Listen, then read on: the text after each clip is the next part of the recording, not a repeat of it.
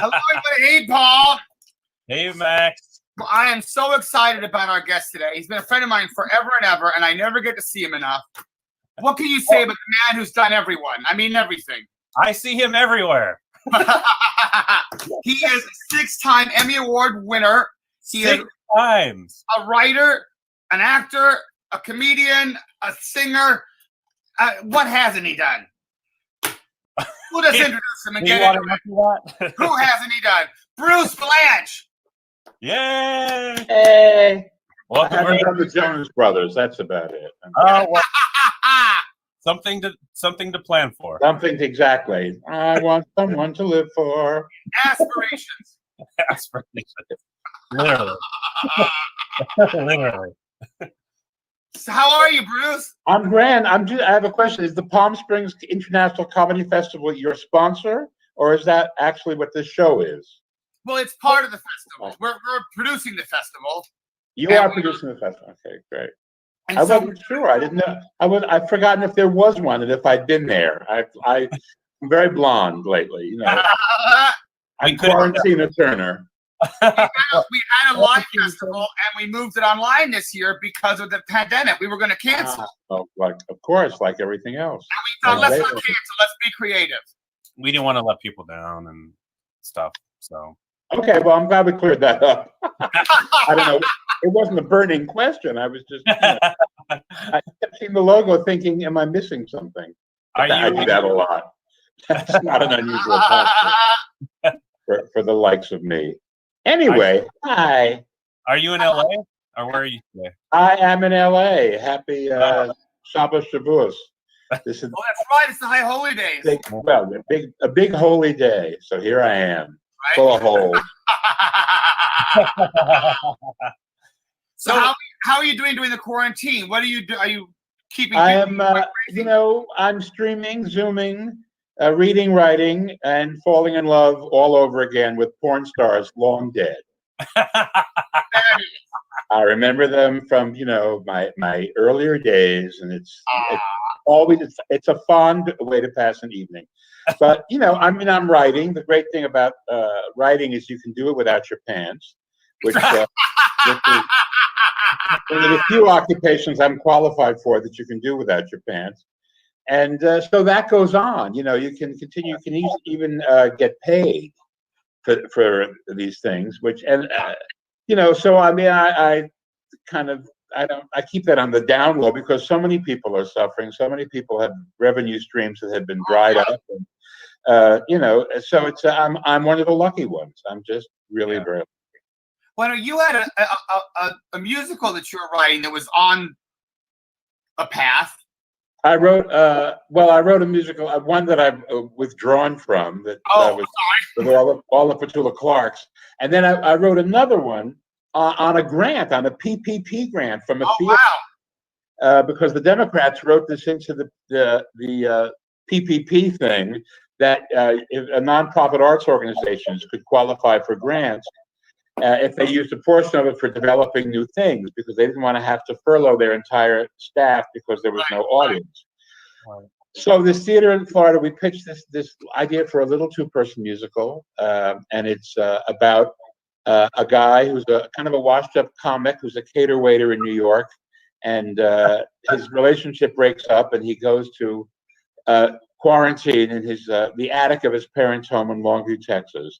And it's about his intimate relationship with his imaginary friend, Dolly Parton.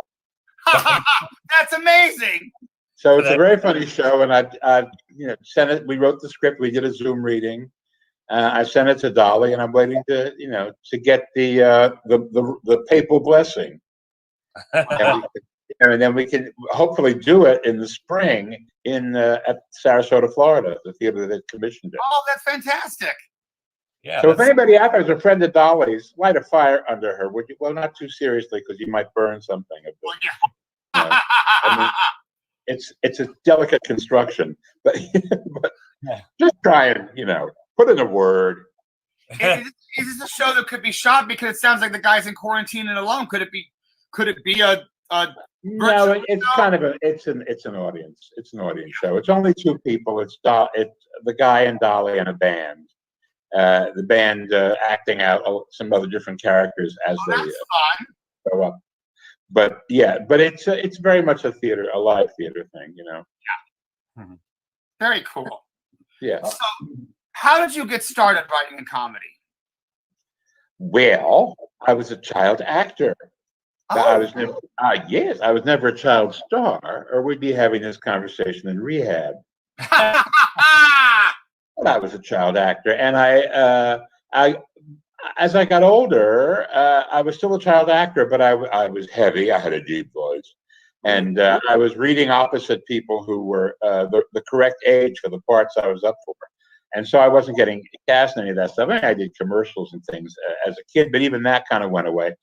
And my parents encouraged me to write because I seemed to show a talent for that. So I began writing, and edited the high school paper and whatnot. And then I went to college. I went to Ohio State as a journalism and theater dual major. Oh. And when I got out, I was performing all the time. And when I got out, I went to the Chicago Tribune as a feature writer and started doing an act there at a club locally. And at the same time, I met Bette Midler, who was on Broadway in Fiddler on the Roof and had taken a leave of absence to come to Chicago and play a nightclub. And her manager at the time was a guy I knew from New York, from the Improv, Bud Friedman. And he called me and he said, go see her. And if you like her, write something nice. And I went and saw her and I wrote a review, and she was amazing, Yeah. And I interviewed her. And when the interview came out a day or so later, she called me and said, that's a very funny interview. And I said, well, you're very funny. You should talk more on stage. And she said, you got any lines? And that was the beginning. And that was, I hesitate to say, 50 years ago. Where is the digitality? Oh, so you started writing at 6. Let me calm these palpitations. And I always joke that we've been together, working together 50 years, which is amazing because she's only 36. So I don't know how she does that, but that's amazing. So that was the beginning. That was my first actual comedy writing job. I did at the same time write for another brilliant comedian, Kay Ballard, who was also playing that same nightclub. So she and Bette were like at the very beginning. They were the first two. And then I began writing. Bette hit. And as soon as she hit, other people began calling me.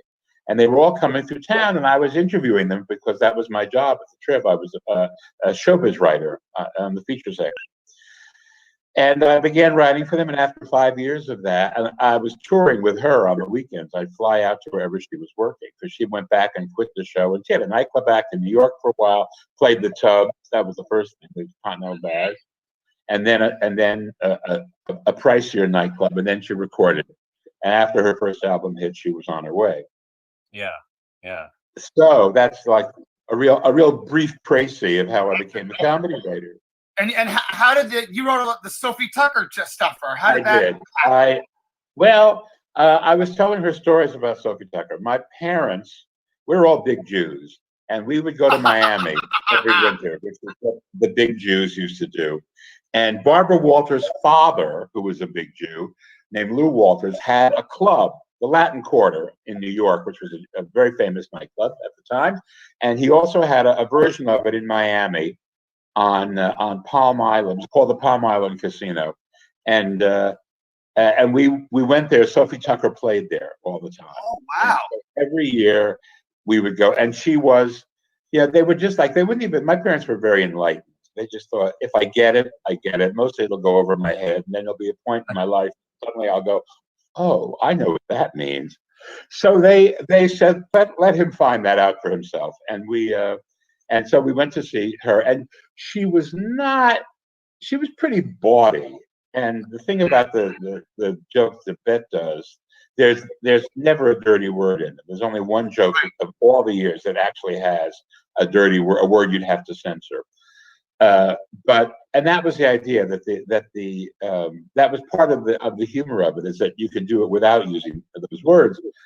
And that was what Sophie Tucker did, mostly because you couldn't use those words in those days and play to the audience you played to. Anyway, I'd met her a bunch of times. I had many stories about meeting her when I was a kid. And I was telling bed about them one night, and she said, "Tell me some of the jokes." And I did the jokes, and we incorporated them. We acted, we didn't even really. We were out of town. We were doing a show for Broadway called Clams on the Half Shell, which was with Lionel Hampton as a guest star, and it was a 10-week Broadway run. It went to, I think, 14 weeks. Anyway, we were breaking the show in Philly, and we were doing the rehearsal, and there was some technical problem, and I said, Joe Layton, our director, said, "Why don't you tell some Sophie Tucker jokes?" And she told one joke, and the crew went crazy. The crew screamed, and she looked at me in the wings and gave me a nod, like, "I think we have something here." Wow! And so we created this spot that was for Sophie Tucker, and it remains with her to this day. Yeah. It got more and more elaborate, as the shows went on. Yeah. Now, did you write those jokes? Are they actual old Sophie Tucker jokes? Or a little bit of both? Actually, I don't think there may be a couple of jokes that she did. I wrote a bunch, and Henny Youngman gave us a bunch of jokes. He was a huge at the very beginning, and I was doing some work with Red Fox, and he gave me a couple of some of the really vivid jokes come from Red Fox. Do you remember? And then other people, Bonnie Raitt gave us one that we loved. I mean, we collected them along the way, but some of them were always ones that I had written. And then other people, later writers, Eric Kornfeld, who writes for her now occasionally, he wrote a couple of them. It just grew. Okay, so Bruce, do you have a favorite Sophie Tucker joke? Well, yes, of course. It's the big one, actually, and I'll tell you why it is. All of her jokes are kind of have the same sort of template, which was, "I will never forget it. I was in bed last night with my boyfriend Ernie, and he said to me, 'Soph, you've got no tits and a tight box.' I said to him, 'Ernie, get off my back.'" I love it. I love it. That was like the first one of the really huge jokes. And after we've been doing it for a couple of years, and we shot a live concert in Cleveland for HBO. It was HBO's first big special in 1976, and it was sold all over the world. And about a year later, we went on tour to Europe, and we were in like Frankfurt, and we were in a car, in a convertible.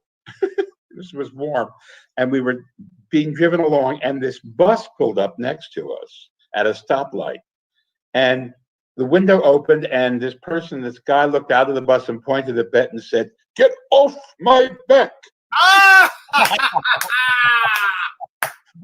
So I said, "Well, you've gone global."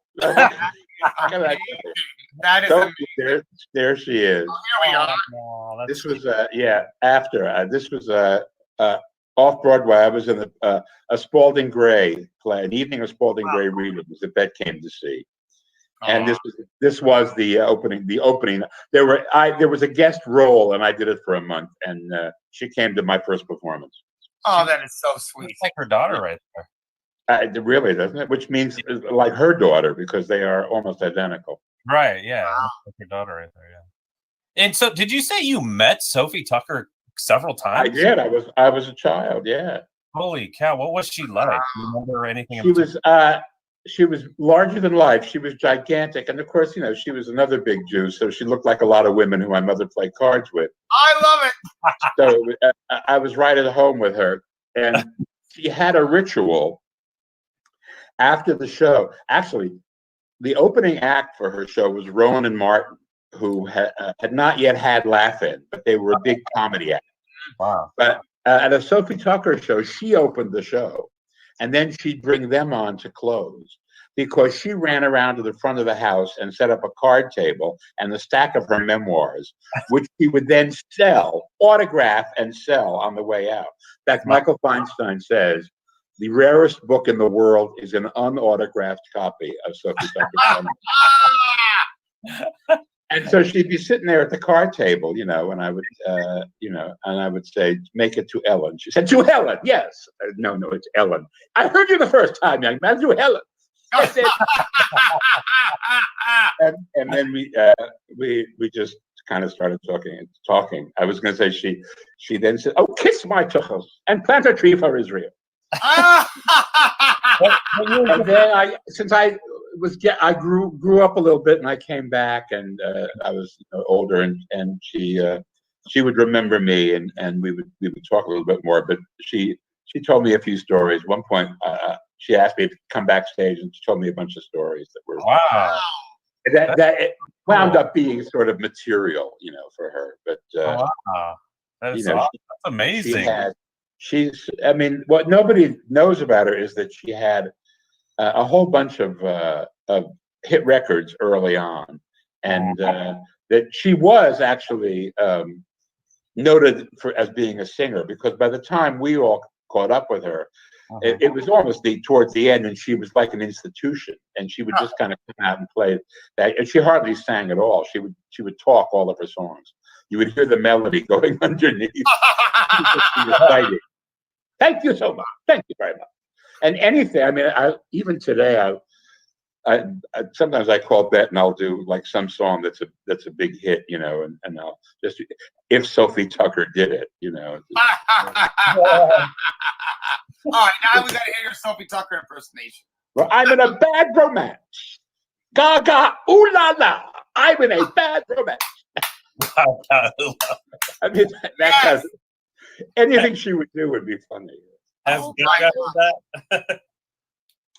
The what? Sorry? Has Gaga heard that? that a person? Oh, yeah, I told Gaga that. That's funny. Were there any comedians that inspired you when you were younger?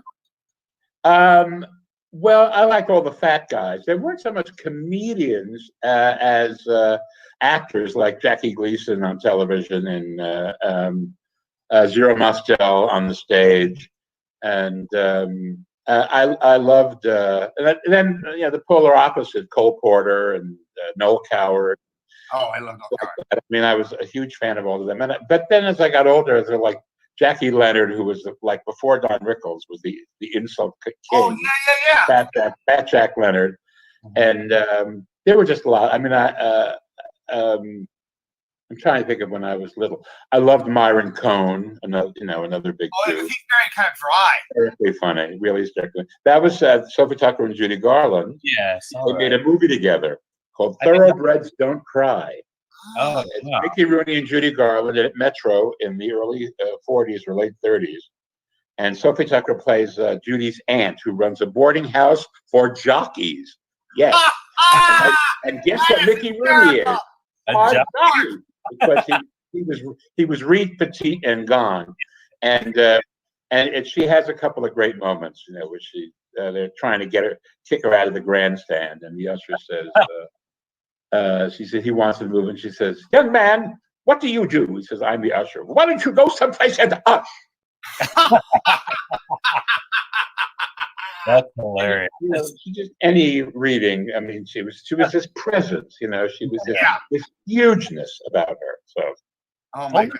Let's go back and talk about you for a second, because you said that you did that recording for HBO and Bet in '76, but you were acting still. You were in Mahogany in '75. I was in Mahogany earlier. Yeah, I was still living in Chicago when I was in Mahogany. So how did that come about? Can you tell us about that? Well, that's like what? I was writing for the Chicago Tribune, okay. And I was doing little commercial gigs and stuff. There was a woman named Shirley Rich who was the agent. I know Shirley Rich. Her company is still around, I think. Probably it is. I doubt that she is, but you never know. But it was everything was she was casting all the Chicago people, okay. And she thought I'd be funny as this dress designer who Diana Ross comes to for a job. Mm-hmm. And in the first version of it, I gave her the job. Yeah. And we had a couple of more scenes. There we are. Oh my gosh! There we are. And I was a hippie. I was bearded and all of the above, yes. And a lot of hair, curly though, so things changed. Yeah, curly. Japanese hair straightening worked. Anyway, that was the one scene that remains, and because Mahogany is about a girl who's very talented, and winds up going to Italy. A photographer discovers her, Tony Perkins, and takes her to Italy, and she becomes a supermodel. And it was being directed by Tony Richardson, who was a brilliant Oscar-winning director. And he's Sir Tony Richardson. He was married to Vanessa Redgrave, and he was also gay, and wound up getting AIDS, actually. But at the time, this was all before, he was married to a big van at the time, and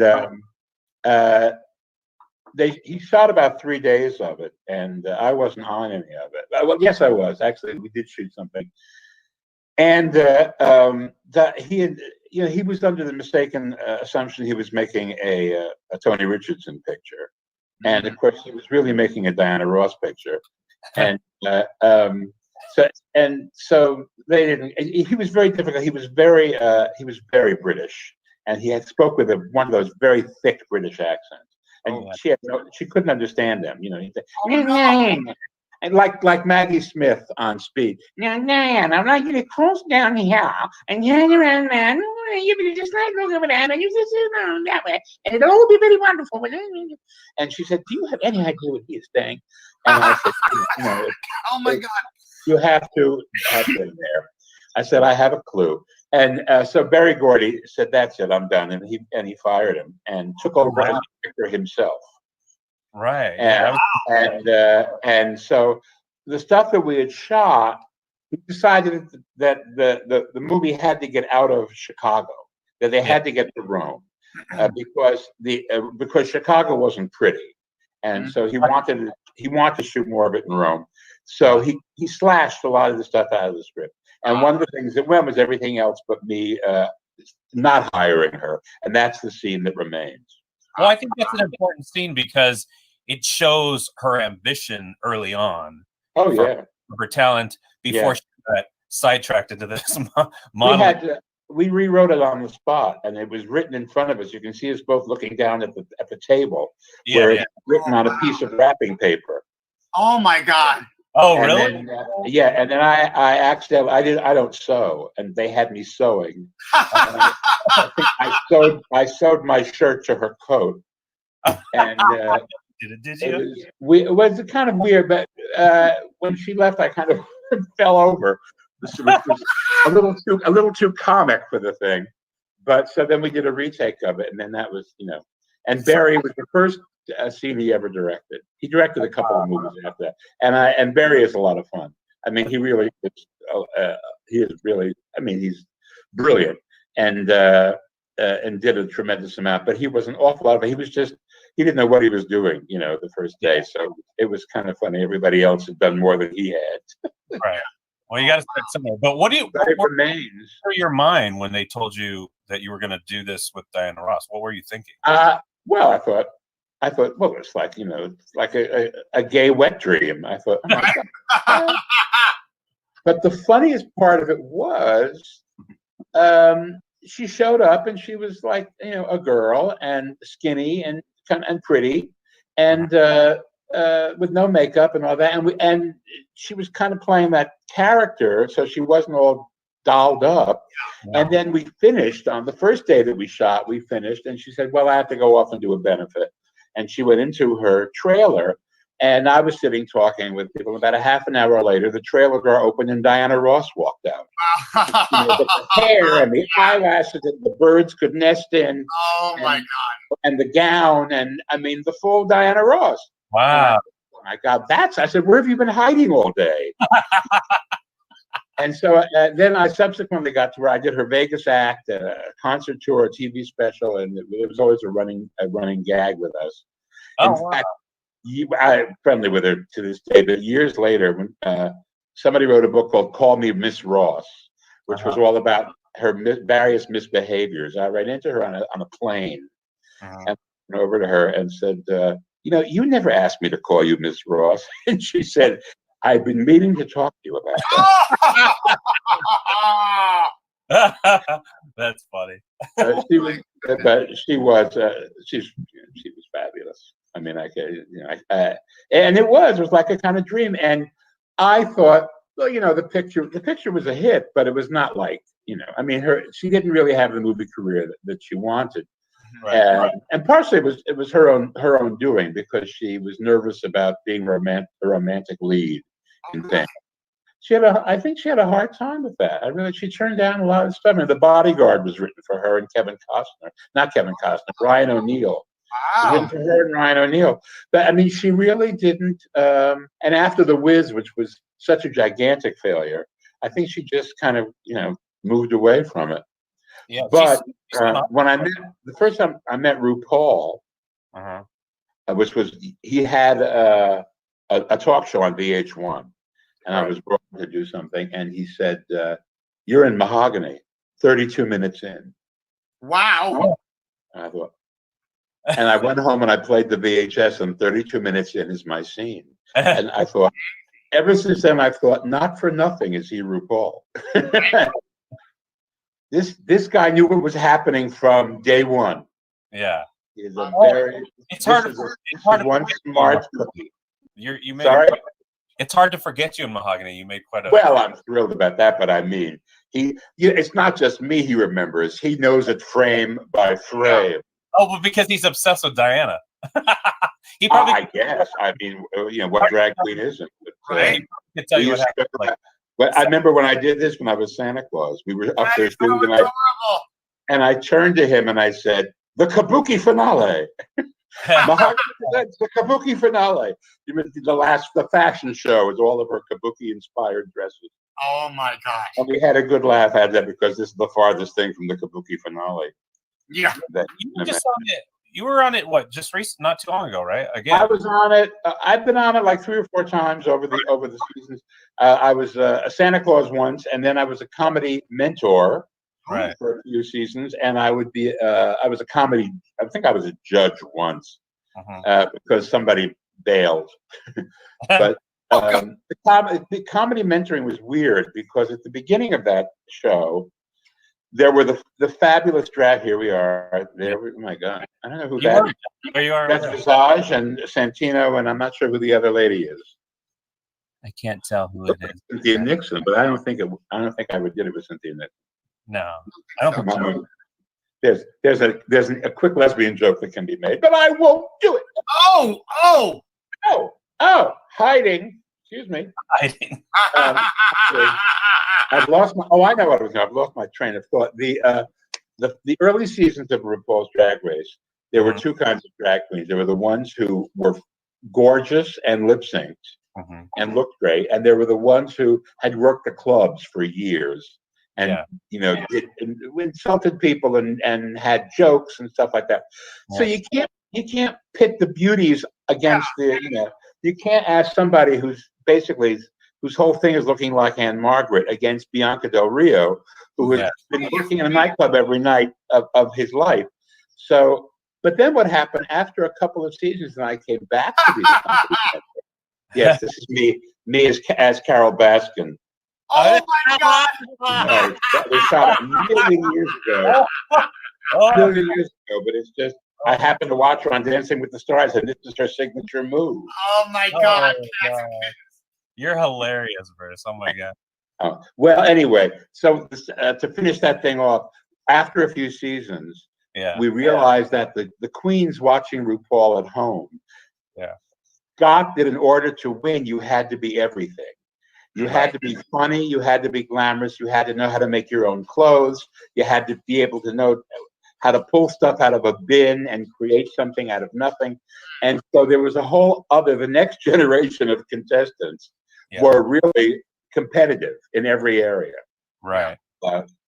And I don't know why I tell that story, because I think there's someone out there who's writing the history of RuPaul's Drag Race, an analytical history of RuPaul's Drag Race. And I've given them fuel. So were you teaching them how to write comedy, or teaching them how to be more funny, or? All they had to do was present something funny for a few minutes. So they either had to write it, or if they had written something, I could coach them on how to deliver it. Okay. And sometimes somebody would come in with a whole long routine, and we would just edit down. I said, because it's like the old days where every comic you knew had to get 7 minutes for Carson. That was the goal. I said, how you doing? I don't have my 7 minutes yet. Because that was all they wanted to see. If you went over 7 minutes, they just said, thank you. Yep. Unless they could be rolling on the floor and they would raise up one hand and say, thank you. Because that was the rule. Wow. So another one of my favorite movies is probably a really obscure movie, but you're in this crazy movie called Ice Pirates. Oh, yes. What are your... I'm so proud of that. My dog You're hilarious in that movie. So what can you tell us about that? I was brought in to do a rewrite on the movie. Okay. By the producer, John Foreman, who was a big agent who became a producer and was like number 2 at MGM at the time. And this was also his movie that he was producing in addition to his studio job. So he brought me to do a rewrite. And a couple of days before the start date, Paul Williams, the singer, songwriter, Oscar-winning composer, who was playing the role. Yes, he was diminutive. This looked like like an aardvark just suddenly walked. He quit. Oh, really? And he was playing the emperor whose head had been removed from his body in a gambling debt. And the head was placed on other bodies. And the director, Stuart Raffel and John Foreman, said, "You can play this. Get Bruce." And so, they say, "Get Bruce." And so they said, rewrite it, take all the short jokes out of it, which were in the original version. And they said, "Well, we wanted you to rewrite it. We didn't see this character emerging on page 3. He comes in later." Anyway. So we shot the thing, and it was the what? You played a disembodied head? I played a disembodied head. Yes. He's seen on a table, and then he goes from body to body because he lost it. He lost it in a poker game or some kind of intergalactic gambling thing. It was. And he is Weird Wendell, the Emperor, and so as I say to this day, I'm famous for my head. But there is a line that I ad-libbed when I forget what Robert Urich says to me, but I'm on the table with the head, and I look up at him and I say, "Would you care to make a deposit?" Yeah. And they were going to cut that, but they kept it in. Yeah, I remember that. What happened was in the middle of shooting, John Foreman became the head of MGM, and so by the end of the shooting, he had been replaced by another guy who had more stock, and he was back to being the producer of the Ice Pirates. And so the first thing the new guy did was to cut 2 weeks off the shooting schedule, so we had to wrap it up. And so that's why, if you see the movie, there's a time warp segment that was put in to explain all the plot pages. The picture is hilarious. Yeah, in spite of all of that, it was a half-assed hit. I mean, it opened and it made its money, and they sold a lot of the set to Mel Brooks, who used it in Spaceballs, because he came and shot it right after that. There I am. That's the Care to Make a Deposit scene. Oh my God! That's the late Robert Urich. Yeah. And that's Mary Crosby, Bing Crosby's daughter. Oh my gosh! Right. Who shot JR on Dallas? Right. I don't know if you remember that. Yeah. But also in the picture, making her second movie ever, was Angelica Houston. Yeah. And her father saw the picture and said, "Oh, she'd be great in my next picture, Preetzi's Honor." And he put her in Preetzi's Honor, and she won the Oscar. Right. As a result, Turner Classic would run things. Angelica Houston night. Well, she'd made 3 movies. She made a picture with her father with Moshe Dayan's son, Asaf Dayan, who was an actor briefly in Israel. And then she made Ice Pirates, and she made so. Angelica to this day says, "I can't shake that goddamn movie." She said, "I meet people, and the first thing they say to me is, 'Oh, Ice Pirates.'" I said, "Well, now we're at the point where the people, people who were kids saw when they were kids, and now they're adults. So of course it made a big impression on them. Yeah. And they come and they quote scenes from it, and all kinds of something. I had to see this movie. I've never seen it. I'm gonna rent it. Oh, it's around. You can. Well, when Ted Turner still owned Turner Classic, it was on all of his channels. It was on TNT and PBS, and you couldn't get it.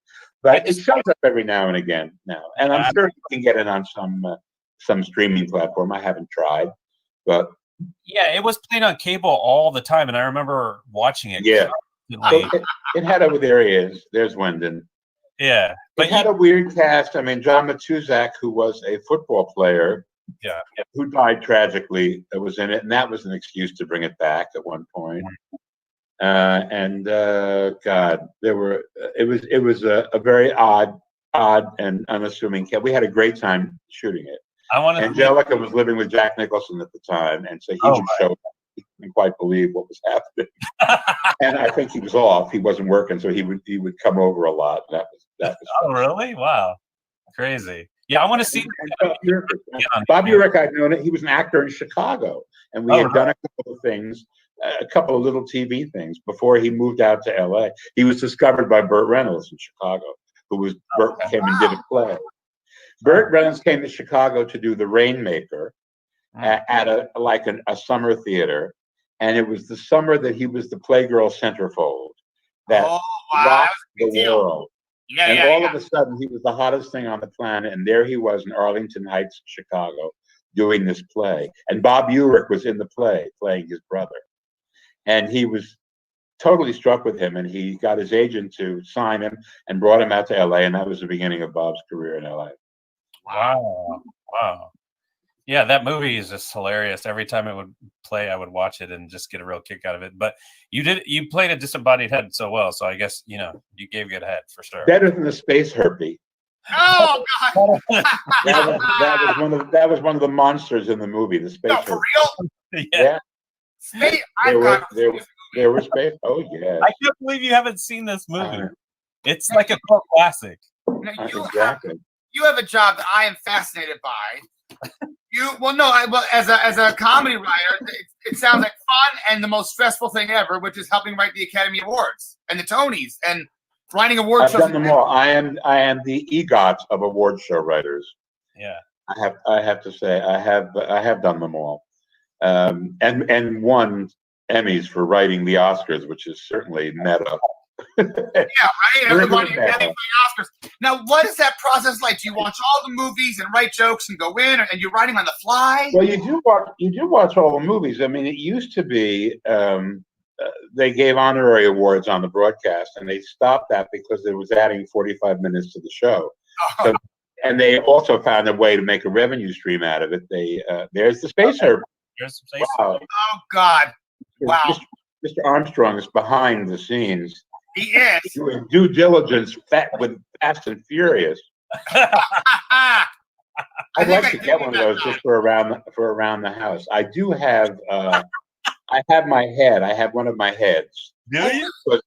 They made a couple of heads.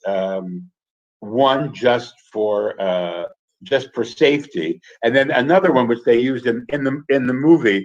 They pull my head off and throw it down the stairs of the throne room. The throne room, by the way, was the lobby of the Los Angeles Theater in downtown LA, where at the time they were showing Mexican porn.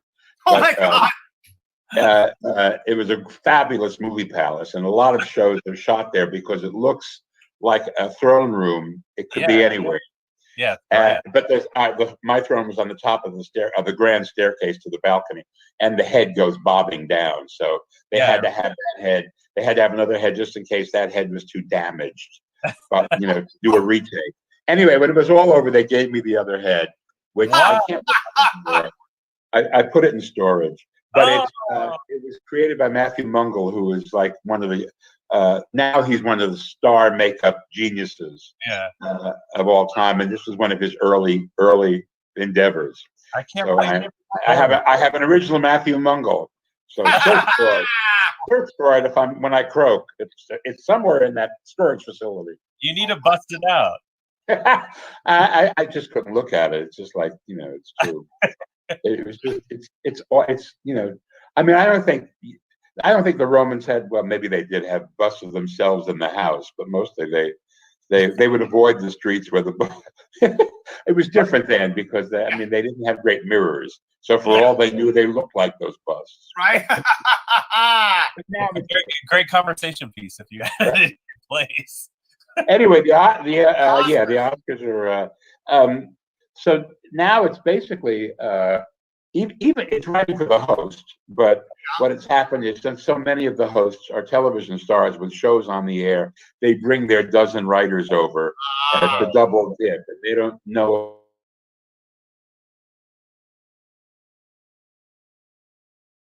the rest of the show. If there is no host on the show, then it's a different situation because you have to do the thing. It's on its own. You have to create much more than you do when you have a host. But in any event, no matter what happens, you can't really write 99% of it until the nominations are announced. Right. So it's a lot of sitting around doing what if until the nominations, and then you know what's actually being honored, and who will exercise the ritual taking of umbrage because they have been snubbed. And we learned a hard lesson many years ago when Billy Crystal was hosting one year, and Jim Carrey had made a movie about Andy Kaufman. Right.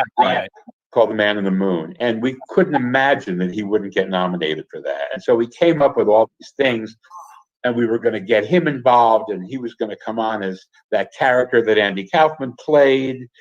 Tony, I forget his name, but what? Tony Soprano? No. No, Sepulveda. No. Tony Soprano. Was that? Yeah. No. Really? Okay, well. Tony Soprano. Tony Sepulveda is a cast. Well, we were gonna do, and then he wasn't nominated. So it's like hours of labor that got tossed away. So we thought, well, why knock yourself out? Let's find out, Yeah. I mean, but you have to write a lot of stuff on the fly, right? When you're well, on the night you wind up, depending on who you're working with. Yeah, I mean, when there's a host, the host always wants to feel like they're in the moment, and it's good for the audience to make it feel more like a party if the host can spontaneously comment on something that just went on before. Yeah. And the fact is that everything is scripted, so you're waiting to see what the winners do, or what else might happen in the course of the evening that you can comment on, because there isn't much to comment on before. But as the evening goes on, when one of these things happen, it's wonderful when somebody makes a fool of themselves early in the show. And you can use it as a runner, as something you keep coming back to, like the Jack Palance push-ups year. Yeah. So that's part of it, and there's usually something like that. There's always something like that you. You never got to use that bit. Actually, his name was Tony Clifton. I'm sorry, but so Tony he was Clifton. That's right. Yeah. Tony Here Clifton. I am somewhere. I don't know what where is it? And he never did. The what? He was going to No, come. we never used it because Jim Carrey wasn't nominated. Jim Carrey came on once and ad-lib did a thing where he spoke out of his butt cheeks. Which, I don't know if it had been cleared. I doubt it had been cleared by the network censor ahead of time. I remember that. Yeah. Yeah, well, he was in a tuxedo, and all that, but it was it was a Jim Carrey thing to do. I mean, yeah. Because it's Jim Carrey. I mean, it's like he can do that. Yeah. You can get away with that, but where somebody else might not. Al Pacino might have a harder time. Although it might be funny that Al Pacino is doing this. Yeah. Actor. I remember Whoopi Goldberg playing a Queen Elizabeth, but like everyone nominated was nominated for Queen Elizabeth. There were 2 nominees for Queen Elizabeth, and the funny part was that she got to do whiteface. Yeah. And she got excoriated for doing that. But Really? Oh, sure. I remember Spike Lee wrote a lot of nasty stuff about it. And he was very upset. He was very upset because it became it's a philosophical argument. I mean, it's like the blackface is bad, so if you do whiteface, takes the onus off of blackface. It was that kind of an argument. I mean, it didn't matter. The reason we did it was for the African Queen joke. Oh, Came out and said, "Good evening, I am the African Queen." And where else can you do a joke about the African Queen? Right? The audience will get it, and it's a legendary film that won the Oscar. Yeah. So, and because that year there were so many Queen Elizabeths. Yeah. There were 2 nominated, and one of them won, and she figured into a bunch of other stuff too. So, that none of us regret that one.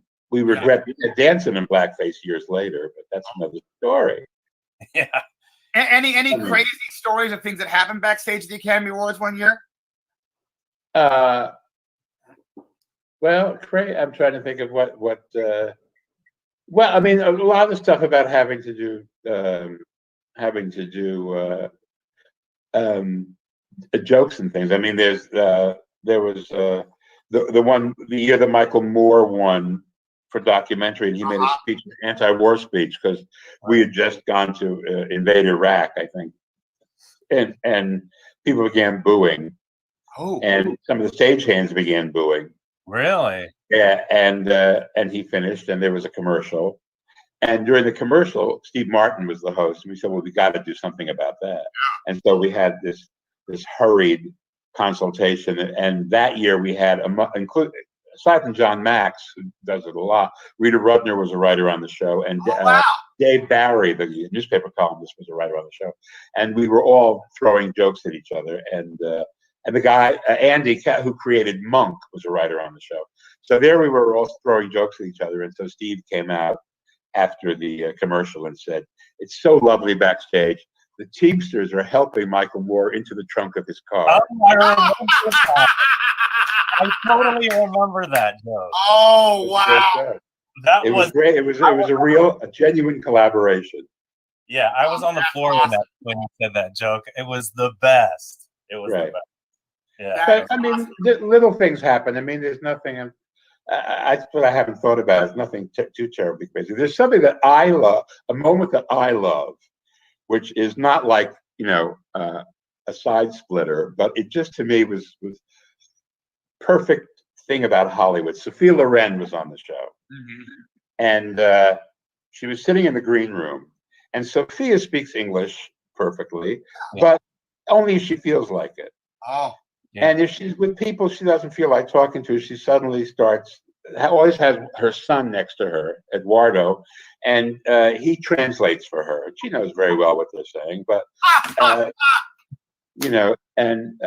think she speaks menu Italian to him, like Farnese, pasta aglioli, minestrone. Anyway, so we're in the green room where everybody gathers before they go on, and Jim Carrey again and Nick Cage were in there, and I was talking to them, and Nick Cage says, "That's Sophia Loren. I've never met Sophia Loren. I would die to meet Sophia Loren." And Jim Carrey says, I would like to meet Sophia Loren too." So I bring them over because I know her. I bring them over and I introduce them. I don't think she really knows who they are. I think she knows that they're famous people because they're there, and the faces are kind of familiar. And so I see she starts, lapsing into Italian and doing the routine with Eduardo. And my mother thinks another thing. And they're talking to her animatedly, they say, "And we love you," and so and so. And she's like, "Grazie, grazie. Oh, grazie, grazie." And this goes on for a few minutes. And they're walking. Now they walk away, and they walk towards me. And Jim Carrey says to Nick Cage, "Well, he impressed the shit out of her."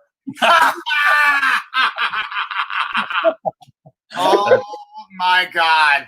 I just thought, well, this could only happen at the Oscars. This is a kind of Oscar story. Oh my God!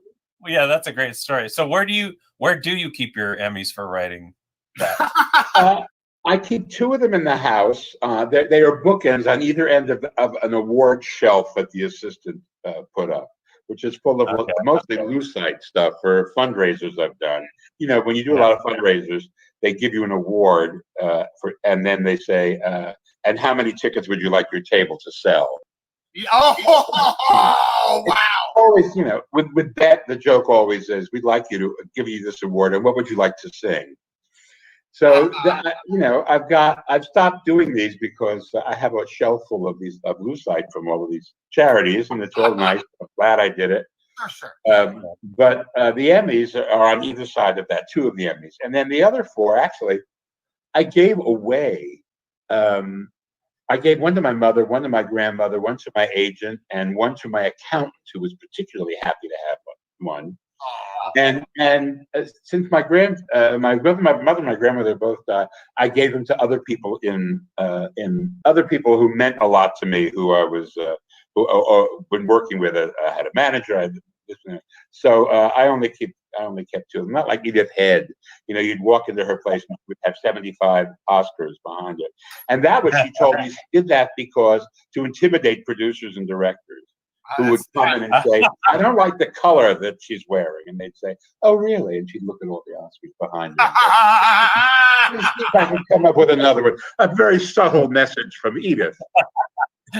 Very. There's a great story about, oh my God, it just went out of my head. Shelley Winters? Yes, Shelley Winters. Yeah. Oh, I don't know right. if it's true, but I love this A young casting director, and they wanted her to read. Yeah. For the casting director. And so she goes, all right, fine. So she comes in with her big purse and she goes, hang on, let me get my script. And she's digging around and she pulls out an Oscar and puts it on the desk. Hang on, it's in here somewhere. She digs around, pulls out an Oscar, puts it on the desk. Digs around, oh, here it is. She goes, well, some people already know I can act. Yeah. I know. I hope it happened. There's a story that I love about Billy Wilder, who, of course, had a lot of Oscars. And amazing, yeah. And late in his life, he went to a studio to pitch different ideas to the studio. And there was a very young executive he was sent to. Yeah. And so the executive said, so tell me, what have you done in the movies? And Billy Wilder said, you first. Oh, that's good. Yeah, that's hilarious. That's the best. That's the best comeback ever. He was pretty brilliant. There's another Billy Wilder story I'm crazy about. There was a columnist named Joyce Haber at the Los Angeles Times. She was the last gasp of the Hedda Lowella type of columnist. I think her reign ended in the 70s or 80s. And she was writing novels towards the end. And she called Billy Wilder and said, I'm writing this novel about, and it's a Hollywood novel. And in the actress is kind of crazy and drug addicted and whatnot. And she wins an Oscar, and she masturbates with her Oscar on stage as her acceptance speech. And he said, this is her novel. Oh, in the novel. I was like, whoa, okay. Wow. And she said, so the reason I'm calling you is you have so many Oscars. I'm wondering if you can actually do that. And Billy Wilder said, oh, yes, it's so easy, and so much easier than with her Emmy. Oh, yeah, that Emmy would hurt. Yeah, the point. The Emmy would tickle. Emmy would tickle. Oscar might make the grade, but they're very heavy. They're very heavy, and you would have to be, Kathy Bates. You'd have to be strong. Yeah. Oh my Queen God. Latifah, if she ever wins one, strong. Oh. But, none of these wispy little actresses who always have to maintain a skeletal figure. Yeah, no. They barely lift it up when they win the thing because it's. Yeah, they're very heavy. I've held a couple. Emmys are not as heavy. I wanted to ask you about your time on Hollywood Squares. Oh, yes. Yes. The dildo What for the the hell is star. Is that Natalie Portman? Oh my God. It says the dildo for the star. Oh my God. Exactly right. Well, she's a Sabra, Natalie was born in Israel, so she's strong. Yeah. When did you start with an Israeli girl? Oh, yeah. True. When They did were you all in the army. I think she may have been in the army. Oh, really? That's wild. I think you have to do that. A lot of most of the Israeli women I know were in the service. Seriously, she wasn't. She didn't do it, but it is required. But she probably got out. She probably came here before that happened. When did you start Hollywood Squares, though? Tell us about that. Well, I was actually writing on it. The first version of it was came out in 1967 and ran 14 years. And towards the end, Paul Lynde was on it, of course, and not at the beginning, but towards the end. But he was also on Donnie and Marie, which I was writing. And I love Donnie and Marie. He would grab me and say, "I'm on my way to Squares. Come with me. I haven't got shit." And so I'd sit in the car with him writing stuff. But they had writers who were doing stuff. And so that was the beginning of it. And then after that went off the air, about 10 years, maybe less than 10 years later, it came back with Joan Rivers in the Center Square. And a lot of people, I was writing for her, and Wayland and Madam were on it. I was writing for them, J. Bullock. So I was writing for it then. And then in 96, King World bought it and brought it back on. They asked me to be the head writer because they wanted it to be more of a comedy show. There you go. Here we are, my Hairspray dressing room. We were doing a benefit. Oh, and Joan came. I was in Hairspray, and that's my post Hairspray hair. Have it after all the wig pins came out. Yeah. And I don't know if she was doing a play at the time. I don't think so. I think she was just in New York, living. Yeah, I used to see her at the theater all the time. So they asked me to be the head writer, and I said yes. And then they got Whoopi to be the Center Square, and she said, "I think he should host the show." And they thought she was crazy, but they didn't want to piss her off that early, so they tested me. And they said, "Well, you're a little bit, you're not quite mainstream enough, but we'd like you to be in the Square." So I said, "Great." And they put me to the Square. As my joke is, to the left of Whoopi, if that's possible.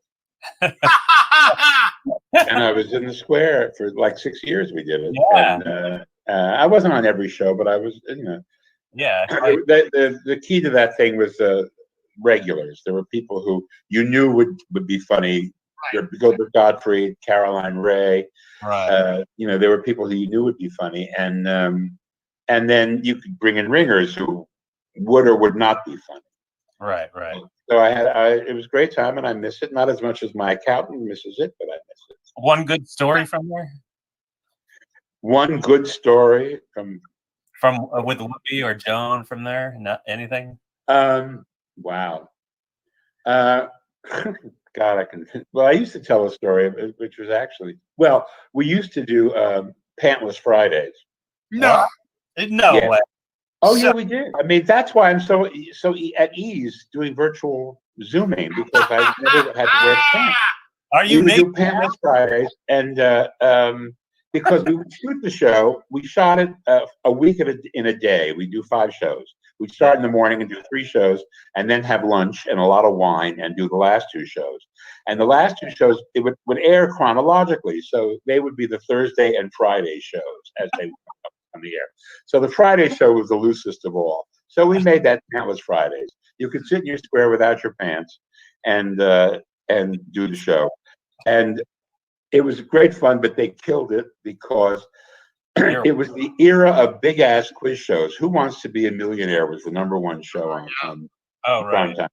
And so all the game shows had to up their game. And so they added a bonus round to Hollywood Squares where if you won, you had to go down and answer another question. And you were in a special sort of plexiglass podium with whoever you chose. Right. So that meant, and you had to wear pants. You couldn't just come down the spiral staircase, commando. So that killed it. That was the end of Pantsless Friday.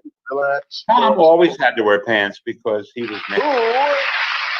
Who is the only person to have 5 stars on Hollywood Boulevard's Walk of Fame?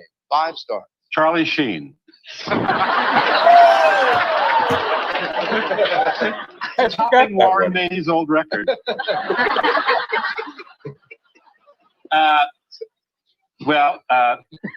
Singer, actor, movie star, radio star, songwriter, I would have to say Bing Crosby.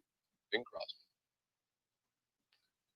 I'm going to disagree. Gene Autry. Wow. Gene Autry won for film, TV, recording, radio, and theater. Next gets the square and the block. And Nikki, back to you. Not only that, but Gene Autry owned the studio we were in. Actually, he didn't own that one. We shot at CBS, but he owned KTLA. That was the Gene Autry Studios. Sunset in between Bronson and Van Ness. I don't know what they call it now, but it's Channel 5 is still there. KTLA is still there. Yeah. Now, how does that work? Someone writes the questions, and then do you get the questions ahead of time so you can think of something witty to say?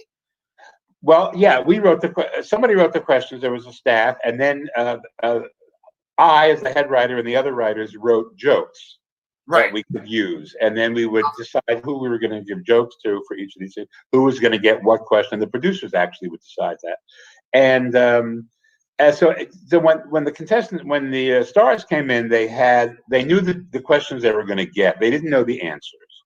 They had a bluff answer that sounded like it might be real, and they had a joke answer if we gave them one. But it was important that the contestants know that the stars did not get the answers, because otherwise they just agree with them all the time, and there'd be no game. Of course.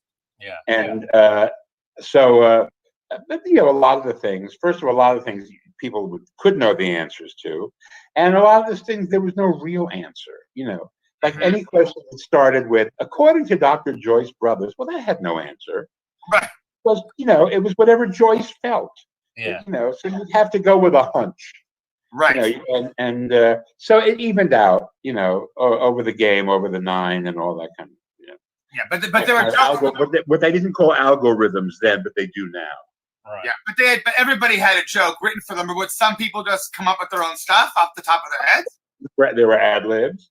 Some of the funniest ad libs were from people who you didn't expect to ad lib, and I can't remember what they were. I don't know that.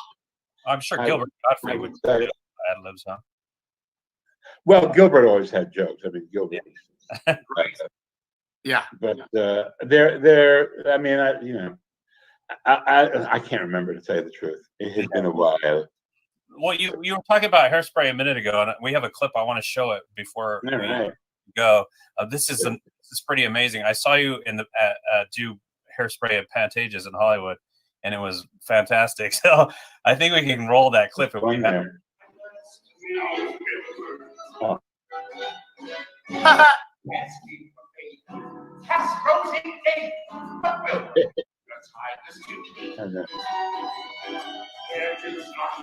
Mine feels like barbed wire. You're like a vintage recall, a vintage you'll never forget. So for me, triple, and we can toast the fact we ain't dead yet. I guess I'm eating the hairline to see. Nothing at all. So you'll wear a wig while I roast a pig. That's that Geritol. Glenn Miller had brass and chubby checkers and gas. They all pass eventually. You'll never be passe. You're timeless to me. That's fantastic. Fabulous. Later, you cut before the dance break, which was really my favorite thing in it. Oh, should we go back to it? No, I don't know what it looks like on this. Yeah. It was an ad lib the first time I did it, and it stayed in the show, which was when I was there. Yeah, I saw you. Oh, you're a wonderful dancer, and I said I could have been he said you could have been a ballerina. I said I was a ballerina. I was in Fantasia, third hippo from the left. Oh gosh. So this Lily Tomlin, and Bette Midler, and Evgeny Afaniski, who directed a movie I was in called Oy Vey, My Son is Gay. Oh yeah, Jay Rodriguez was in that. We interviewed yesterday. Who was in it? Jay was in it. Absolutely, he was. He and John Lloyd Young were a couple. And this is at the Pantages after the show. There's my post-wig hair again. And God, everybody looks great. You did. Did you write for Lily Tomlin? Yes, over the years, a lot. Yeah. A lot. A bunch of stuff for Ernestine and for Mr. Judith Beasley. Oh, wow. And various people. Yeah, I have written for her. And mostly, a lot of it is special event stuff, you know, Mhm. or fundraisers, one thing or another. That's a lot of the kind of stuff. But some of it she incorporated. Mm-hmm.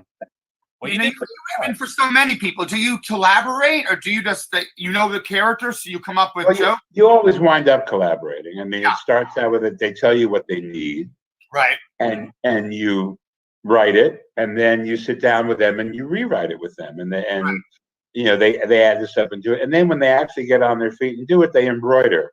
Yeah. And you incorporate all the embroidery into everything they do, and sooner it builds to where it's a bit. It's what it is. Yeah.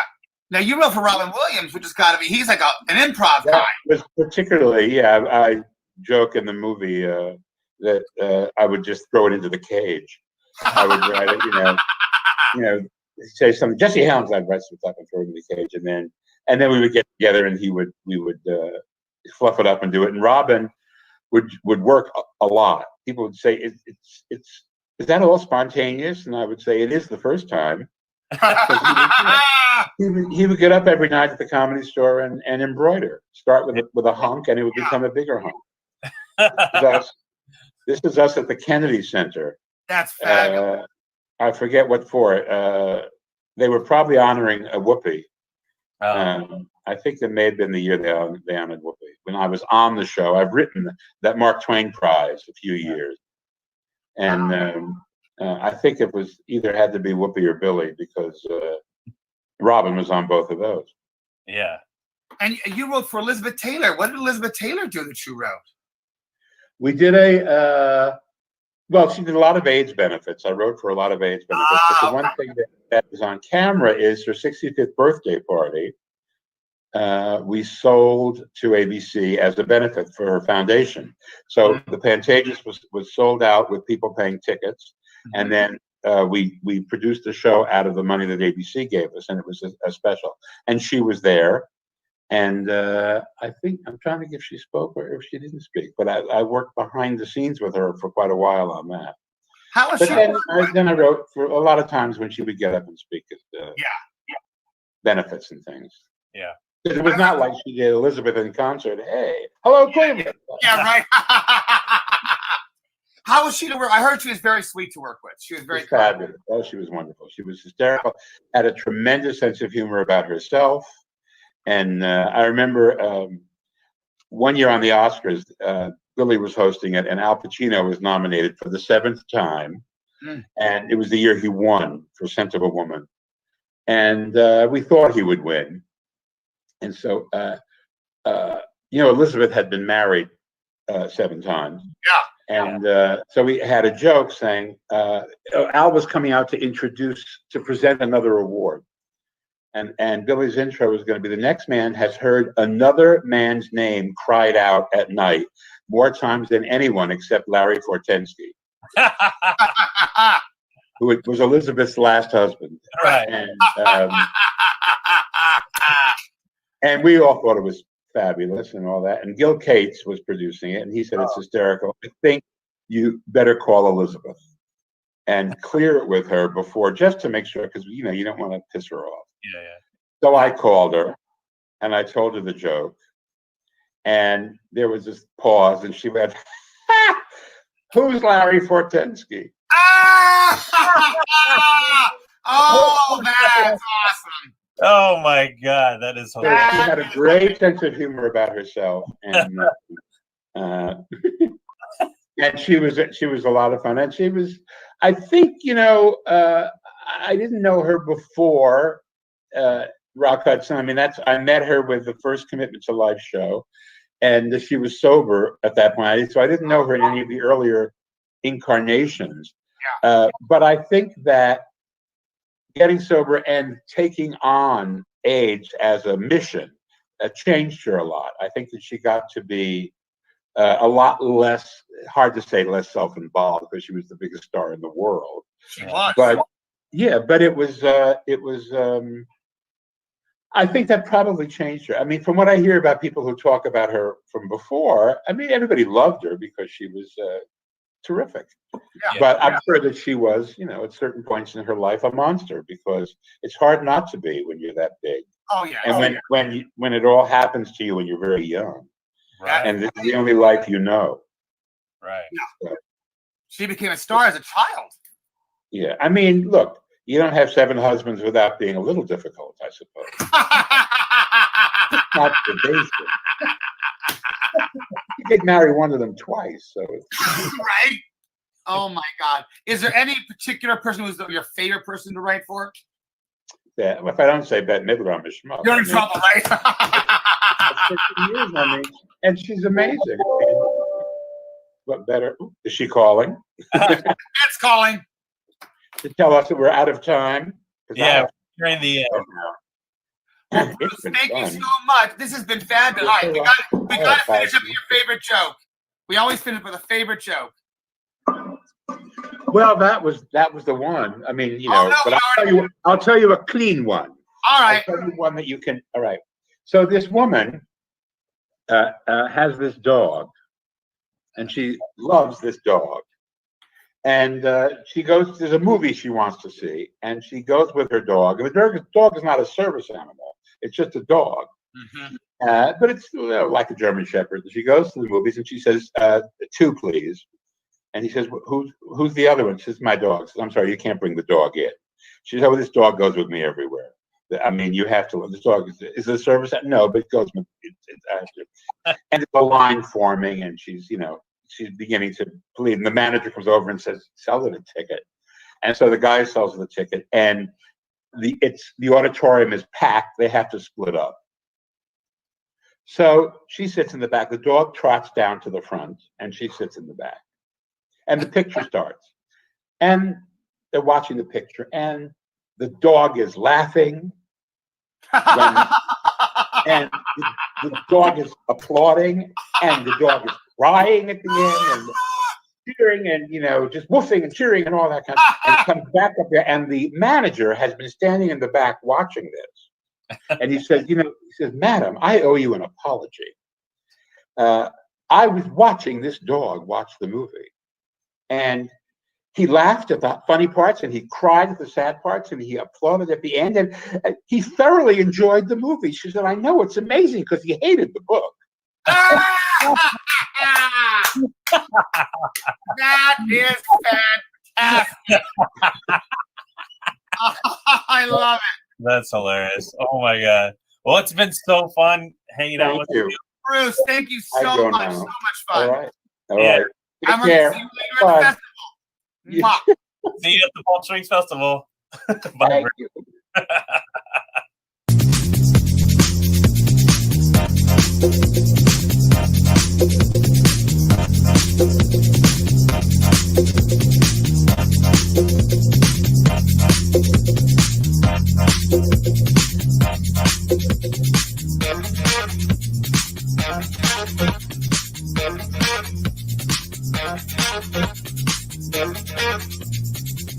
Thank you.